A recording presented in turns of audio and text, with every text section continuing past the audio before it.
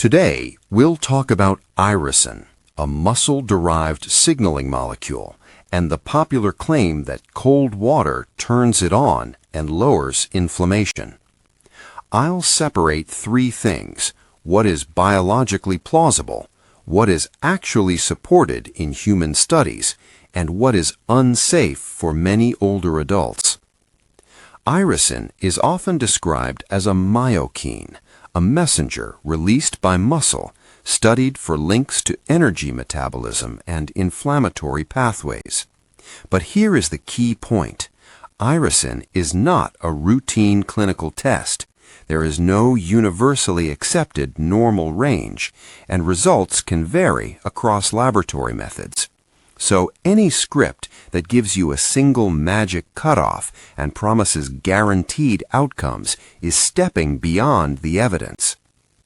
In small human experiments, shivering during cold exposure has been associated with increases in circulating irisin. That means cold can change physiology and biomarkers. But a biomarker change is not the same as proving prevention of diabetes, avoidance of joint replacement, or large drops in CRP, especially in seniors with multiple conditions. Cold stress is not free. Sudden cold exposure activates the sympathetic nervous system. Blood vessels constrict, blood pressure rises, and the heart works harder.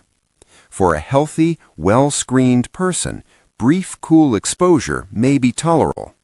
For someone with coronary disease, heart failure, arrhythmias, uncontrolled blood pressure, fainting history, or severe frailty, full cold plunges can be risky. If you still want to experiment, choose the safest format first. Cool water at the end of a normal shower, not ice baths. Safety setup matters. Use a non-slip mat, keep the bathroom warm, and avoid trying this alone if you have balance problems. Keep it brief. Focus on comfort and control, not toughness. Do not force breath holding. If you start gasping or panicking, stop.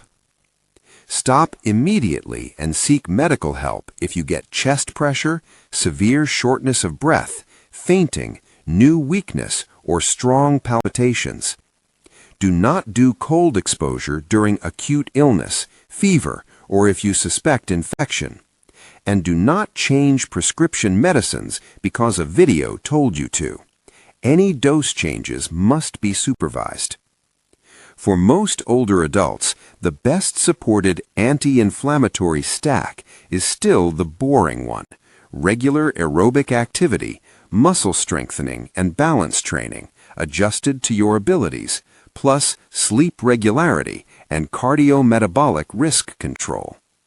Cold exposure, at best, is an optional add-on for some people, not a replacement for evidence-based care. Take-home message: irisin is interesting science, but it is not a clinical magic switch.